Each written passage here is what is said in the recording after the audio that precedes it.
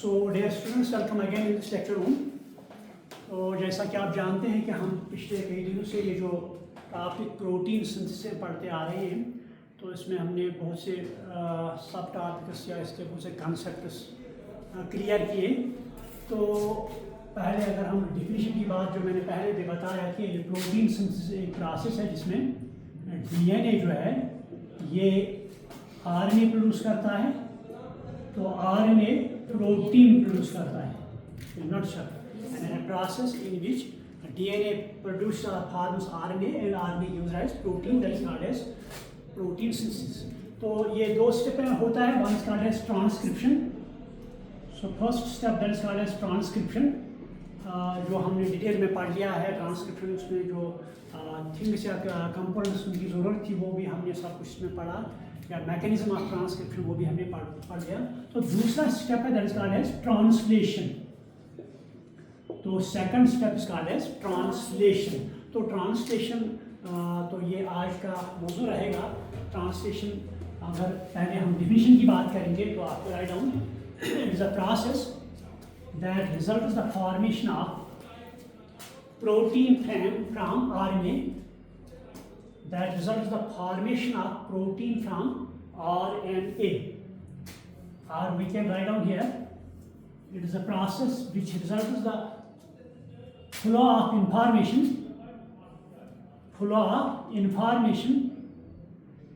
from RNA, in the form of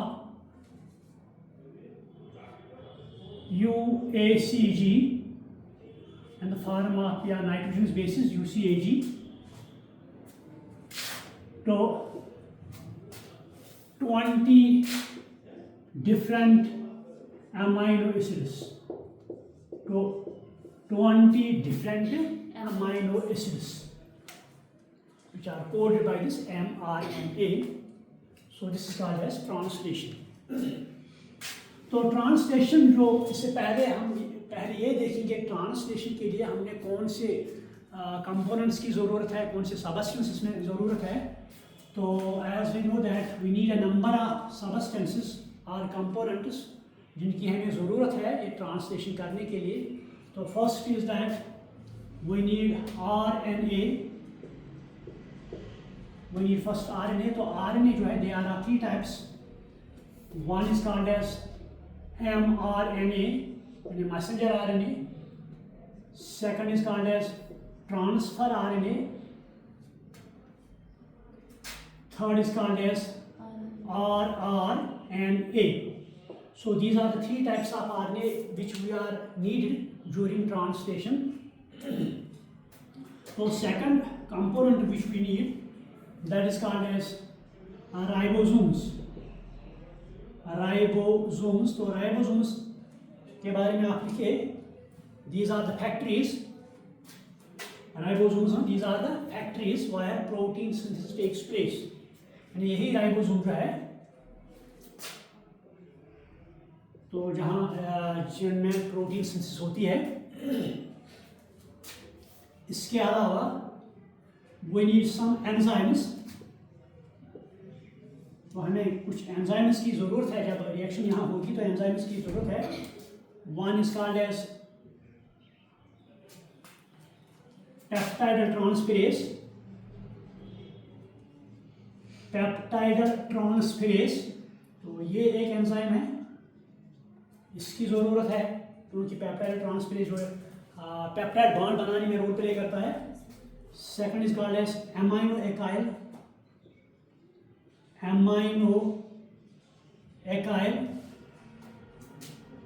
tRNA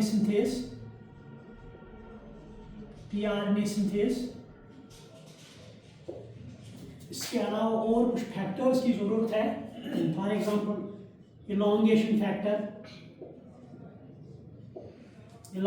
factor, जब इसमें polypeptide chain elongate होगी तो इसके लिए हमें इलांगेशन फैक्टर की ज़रूरत है। तो उसके अलावा चूँकि हमें ये ट्रांसलेशन स्टॉप करनी है तो उसके लिए हमें कुछ स्टॉप कोडॉन्स की ज़रूरत है। We need certain stop codons. So ये तो कुछ सबस्टेंसेस है which we need during translation. तो पहले ले लेंगे, हमने देखा है कि मान लो ये सेल है, दिस इज सेल, तो इस सेल के अंदर न्यूक्लियस है, दिस इज न्यूक्लियस। तो हमने पढ़ लिया है कि न्यूक्लियस जो है इसमें डीएनए होता है, डबल स्ट्रैंडेड डीएनए। तो ये डबल स्ट्रैंडेड डीएनए यहाँ से सिंगल स्ट्रैंड एमआरएनए आता है, या ये बनता है सिंगल स्ट्रैंड एमआरएनए। तो ये एमआरएनए इस न्यूक्लियस से बाहर निकलता है, तो ये साइटोप्लाज्म में यहाँ पर आता है। मान लो ये एमआरएनए सिंथेसाइज हुआ, इस एमआरएनए, तो इसे एमआरएनए इसलिए कहते हैं कि एम मीन्स मैसेज, क्योंकि इसको मैसेज लानी है साइटोप्लाज्म में जहाँ प्रोटीन सिंथेसिस होगी।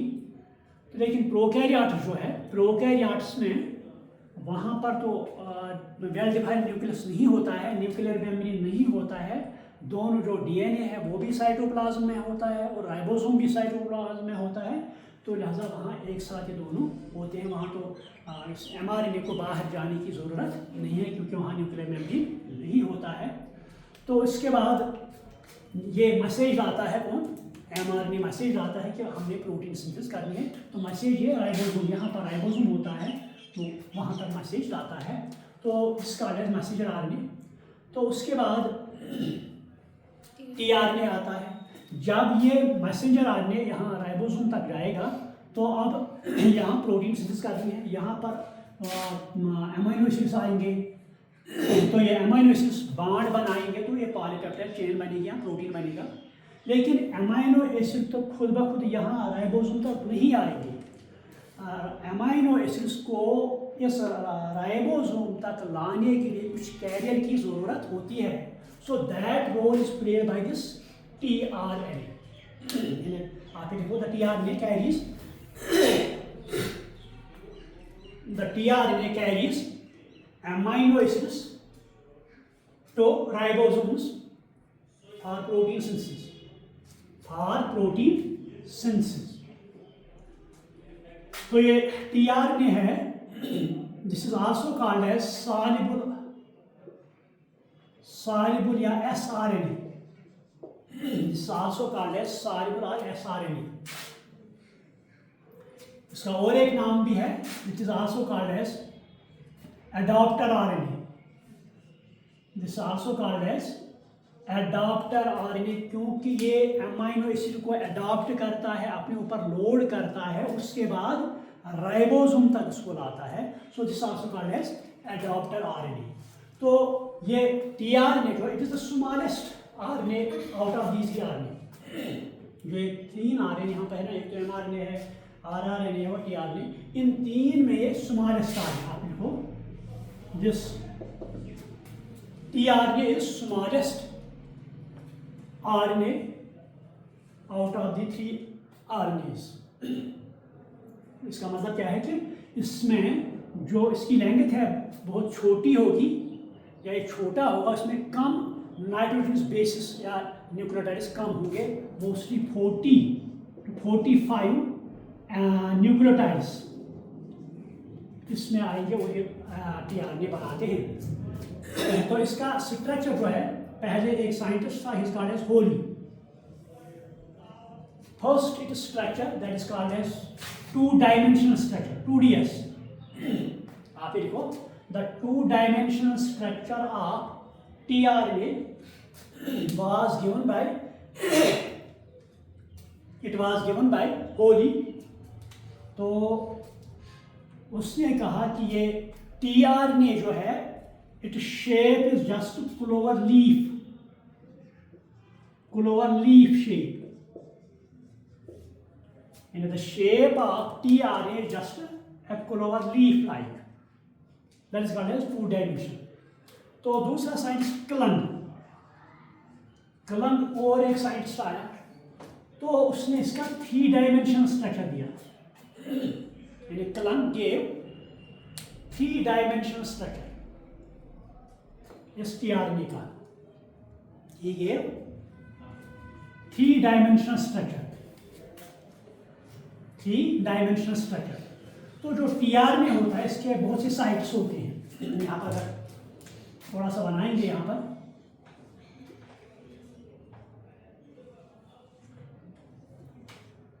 इसके बहुत से साइट्स होते हैं। यहाँ पर एक साइट होती है that is called as A site, that is called as amino acid site. आप ये लिखो, अमाइनो एसिड साइट और ए साइट, अमाइनो एसिड और ए साइट, क्योंकि यहीं पर अमाइनो एसिड ये लोड होता है यहाँ पर इस जगह पर। So it is called as amino acid और it is also called as CAA site, it is also called as CAA site. तो सेकंड थिंग, उसकी साइट जो होती है that is called as anticodon site, anticodon site, anticodon site. पहले हमने पता होनी चाहिए कि कोडान क्या होता है, तभी तो हम एंटीकोडॉन समझ पाएंगे। कोडान अगर आपको याद होगा, जब हमने ट्रांसक्रिप्शन पढ़ी तो उसमें मैंने थोड़ा सा बता दिया आपको। Codon it is the combination of 3 nitrogenous bases, it is the combination of 3 nitrogen bases, bracket में आप लिखिए ट्रिपलेट। अगर आपको याद होगा जब जेनेटिक कोड मैंने पढ़ाया तो वहाँ मैंने कहा कि जेनेटिक कोड इज ट्रिपलेट, यानी 3 नाइट्रोजन बेसिस आते हैं तो वो एक कोडान बनाते हैं। So that is why codon में be defined as the combination of 3 nitrogen bases, bracket में आप लिखिए triplet, which code for an amino acid, which code for an amino acid। हमने एक अमाइनो एसिड बनाना है, मान लो वैलिन एक अमाइनो एसिड है, ये हमने बनाना है, या बाकी बहुत से अमाइनो एसिड्स हैं। तो एक अमाइनो एसिड को कोड करने के लिए वी नीड कोडान। तो कोडान क्या होता है, ये 3 नाइट्रोजन बेसिस आते हैं तो दे मेक ए ट्रिपलेट। तो जब वो ट्रिपलेट बनता है तो वो एक पर्टिकुलर अमाइनो एसिड्स को कोड करते हैं, तो इसकी called as codon. For example यहाँ पर ले लेंगे हम UCC, यूरेसिल साइटोसिन साइटोसिन, या आप कुछ भी लिखो UGA, फॉर एग्जांपल UGA, ये एक कोडान है। मान लो ये एक particular amino acid, for example A amino acid code कहेंगे तो इसको हम कोडान कहेंगे। तो यहाँ मैंने पहले कोडान समझ में आ गया क्या, ये क्या है, यानी कि it is a combination of 3 nitrogen basis, या हम इसको ट्रिपलेट कहेंगे, विच code for a particular amino acid. तो अब ये कोडान हो गया। तो कोडान का जो कंप्लीमेंट्री है that is called as anticodon. आप लिखो, anticodon is complementary of codon, it is complementary.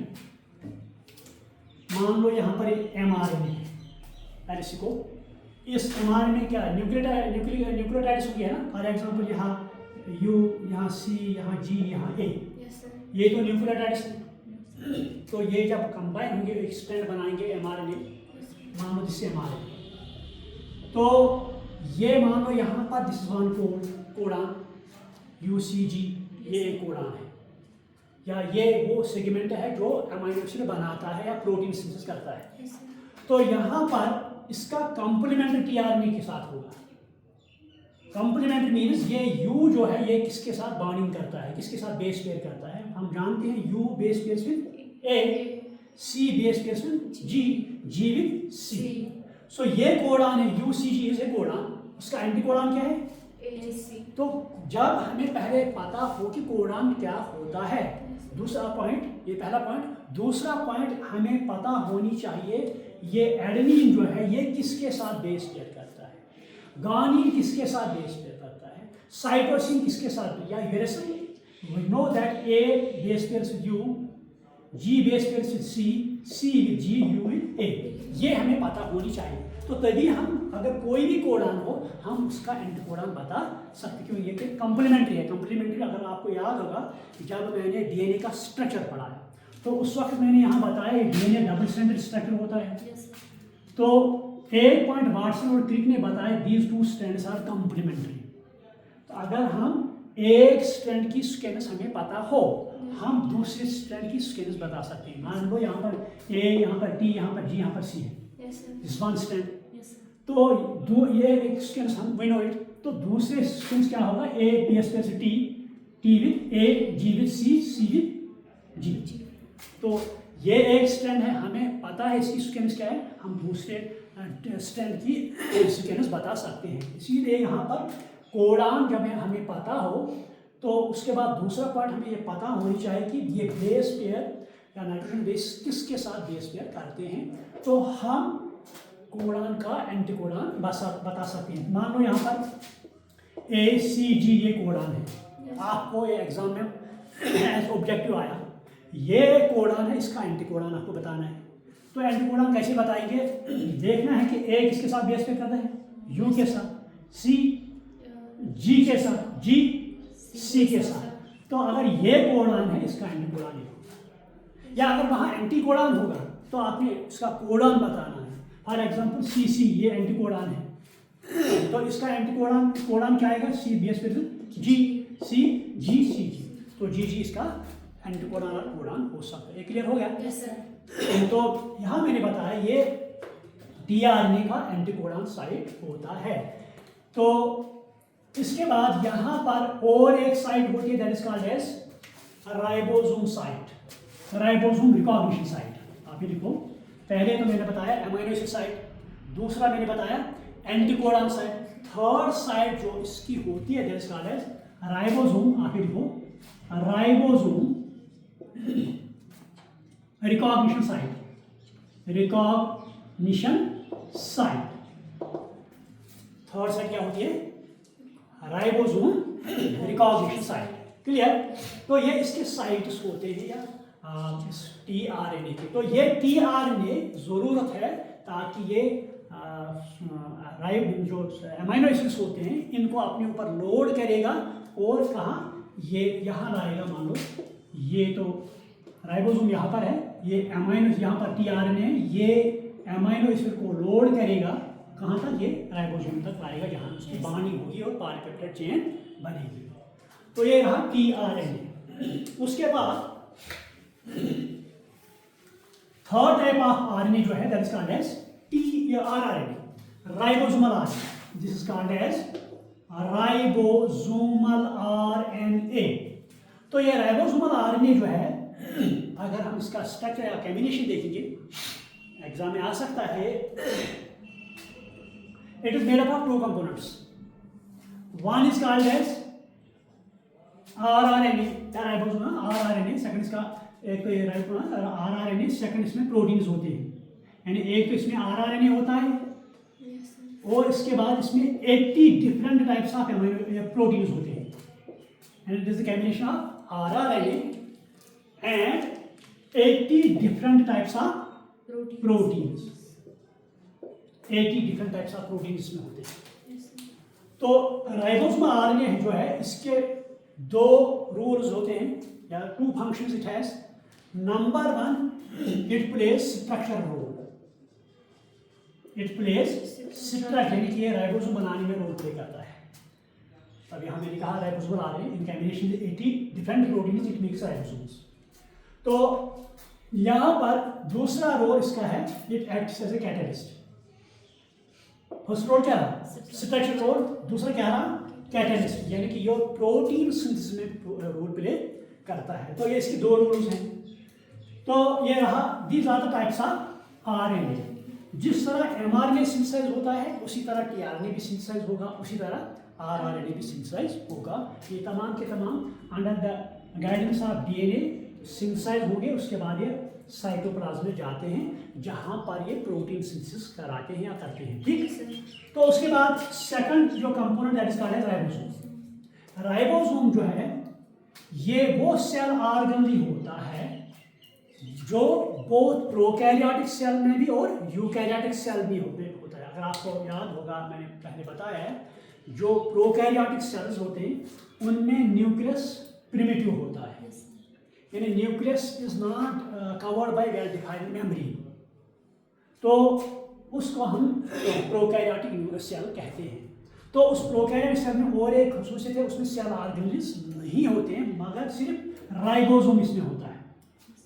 अभी तो मैंने बताया ribosome is present both prokaryotic cell as well as in eukaryote, क्योंकि ये फैक्ट्री है प्रोटीन बनाने के लिए। राइबोसोम जो है it is called as engine of a cell also, या it is called as factory of a cell where protein synthesis takes place. तो ये राइबोसोम जो होते हैं उनकी और एक खसूसियत है, अगर हम देखेंगे सेल ऑर्गेनेल न्यूक्लियस में देख लो आप, या आप क्लोरोप्लास्ट लो, माइटोकॉन्ड्रिया लो, या और कोई लो, हर एक का अपना मेम्ब्रेन होता है। लेकिन राइबोसोम वो सेल ऑर्गेनेल होता है जिसका अपना मेम्ब्रेन नहीं होता है। It is called as membraneless organelle, and it is called as membrane, कभी कभी ऑब्जेक्टिव आ सकता है, it is called as membraneless cell organelle, membraneless cell organelle. उसके साथ और एक सेल ऑर्गेनेल है इसका अपना membrane, that is called as centriole. कभी कोई पूछ सकता है, that is called as centriole. यानी दो सेल ऑर्गेनेल सेल में ऐसे होते हैं जिनका अपना मेम्ब्रेन नहीं होता है। एक तो राइबोसोम है मेम्ब्रेनलेस ऑर्गेनेल, दूसरा तो सेंट्रियोल है। ये उसकी और एक कैरेक्टरिस्टिक फीचर है। तो ये राइबोसोम जो होते हैं they are of two types. The ribosomes are of two types. Number one, ATS ribosomes. Number one, ATS ribosomes. Number two, 7TS. जो ATS ribosome होते हैं, these are present in eukaryotes. These are present in eukaryotes. तो 7TS कहाँ पर होंगे ना? Prokaryotes में भी they are present in prokaryotes. ठीक, तो प्रोकैरियोट्स के साथ साथ ये सेल कुछ सेल ऑर्गेनेल में भी होते हैं। मान लो एक तो क्लोरोप्लास्ट है, क्लोरोप्लास्ट, दूसरा तो माइटोकॉन्ड्रिया। यानी ये दो सेल ऑर्गेनेल कौन कौन?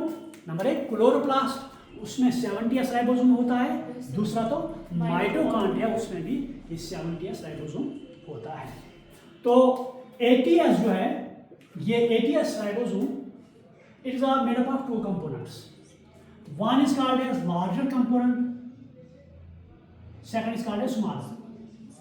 Larger जो है that is 60S, smaller जो है that is 40S. तो जब ये 70S हम देखते हैं, यहाँ पर ये भी दो सब यूनिट्स का बना हुआ होता है। The larger one is called as 50S, smaller one is called as 30S. अगर इनको जोड़ेंगे 80 plus 40 it will become 100, या 30 plus 50 becomes 80. But why they are called as 80 and why they are called as 70s?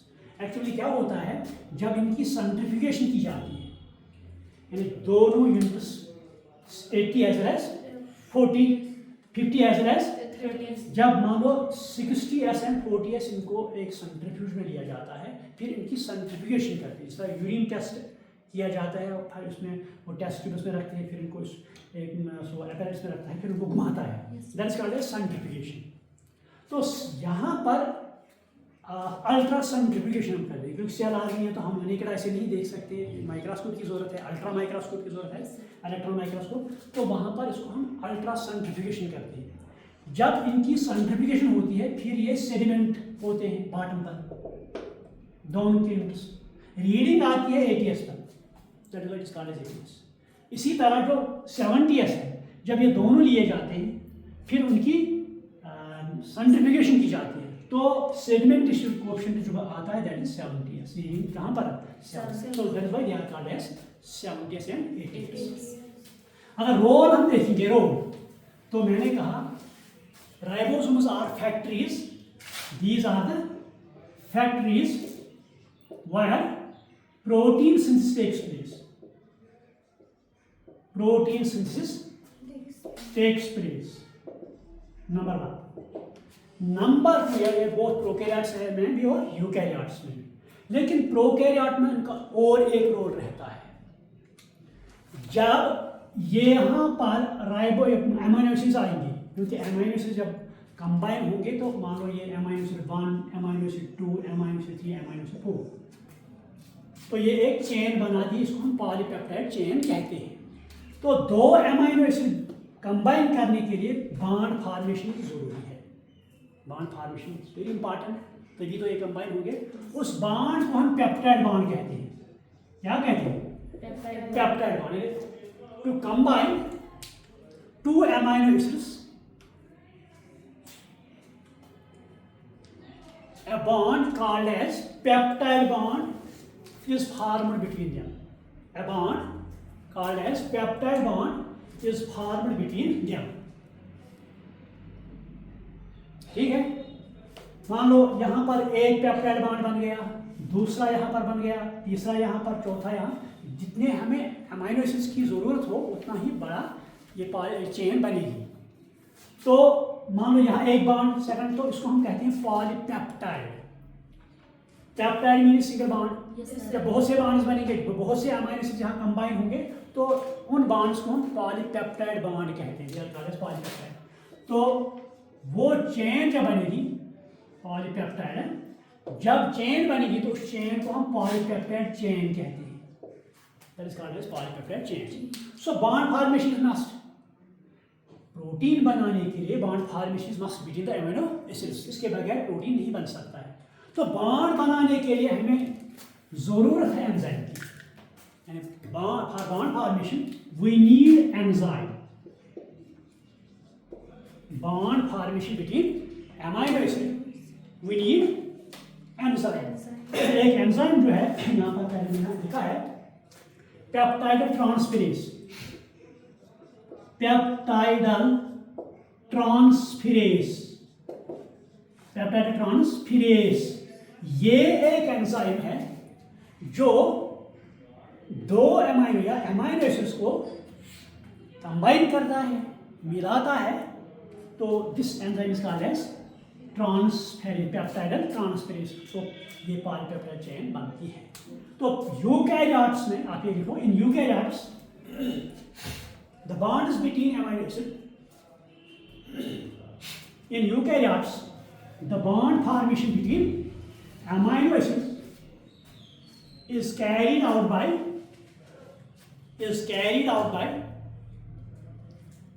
peptidal transferase, is carried out by peptidal transferase।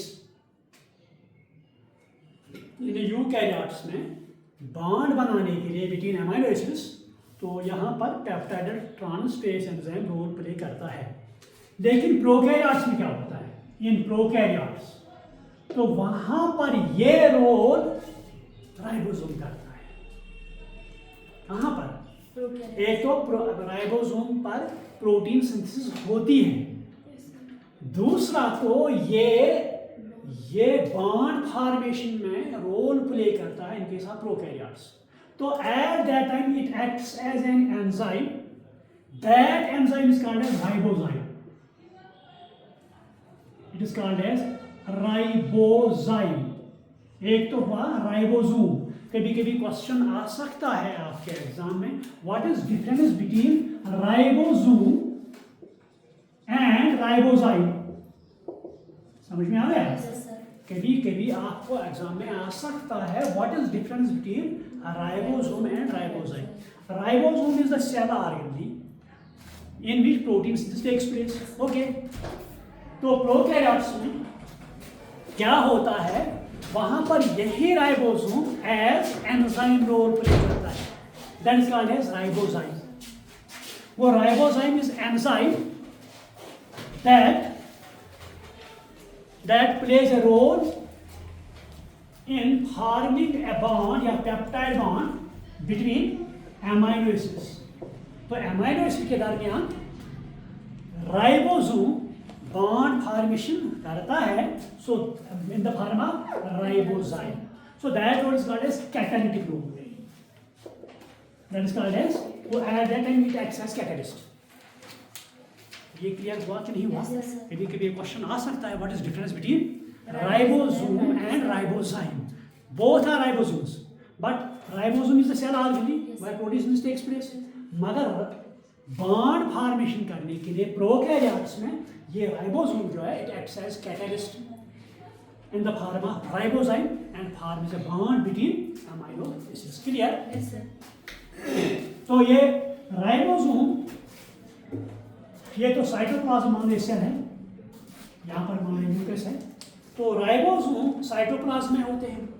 तो मैंने यहाँ कहा ये दो सब यूनिट्स के बने हुए होते हैं, वन इसका है लार्जर यूनिट, अदर इसका है स्मॉलर यूनिट।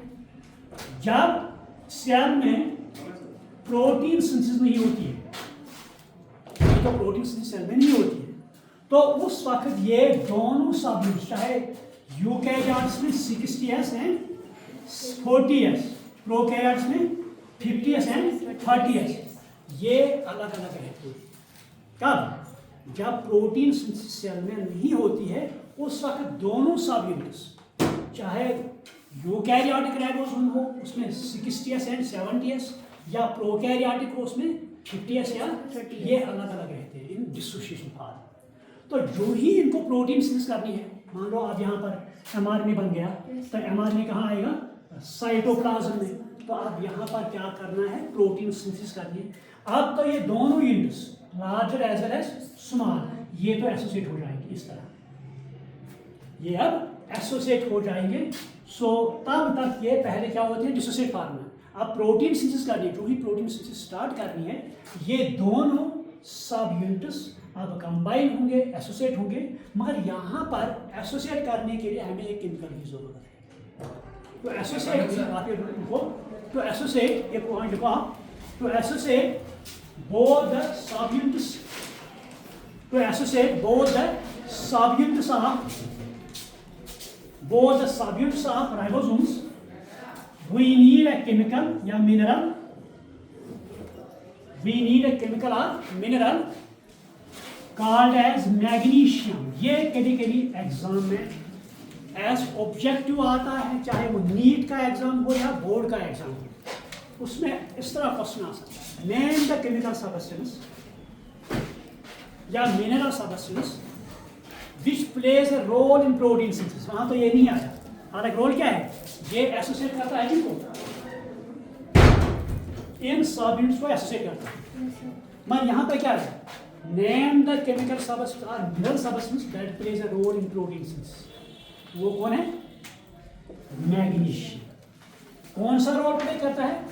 ये दोनों सब यूनिट्स, चाहे 60s, 40s, 50s और 30s, इनको एसोसिएट करने करता है।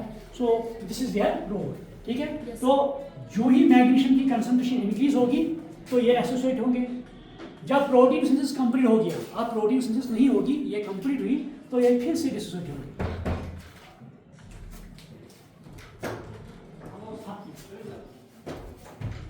जब प्रोटीन सिंथेसिस अब कंप्लीट होगी, हमें अब प्रोटीन नहीं चाहिए, तो ये फिर से क्या होंगे? डिसोसिएट। उस वक्त मैग्नीशियम की कंसंट्रेशन कम होती है, तो ये डिसोसिएट होती है। अगर हमें प्रोटीन सिंथेसिस करानी है, तो ये मैग्नीशियम कंसंट्रेशन इंक्रीज होती है, ये एसोसिएट होती है। Clear? So this is called as ribosomes. Clear? तो उसके बाद अब हमें ट्रांसलेशन, मतलब किस तरह आप ये आरएनए जो है प्रोटीन बनाएगा यहाँ पर, इसका मैकेनिज्म क्या है, या how many steps are there, जो ये ट्रांसलेशन जिनके जरिए ट्रांसलेशन कंप्लीट होगी या प्रोटीन सिंथेसिस, तो वो कल पढ़ेंगे, क्योंकि अब टाइम खत्म हुआ, क्लास ओवर हुआ, तो वो हम कल पढ़ेंगे। तो सेक्शन 12, कोई question, confusion? Okay, thank you.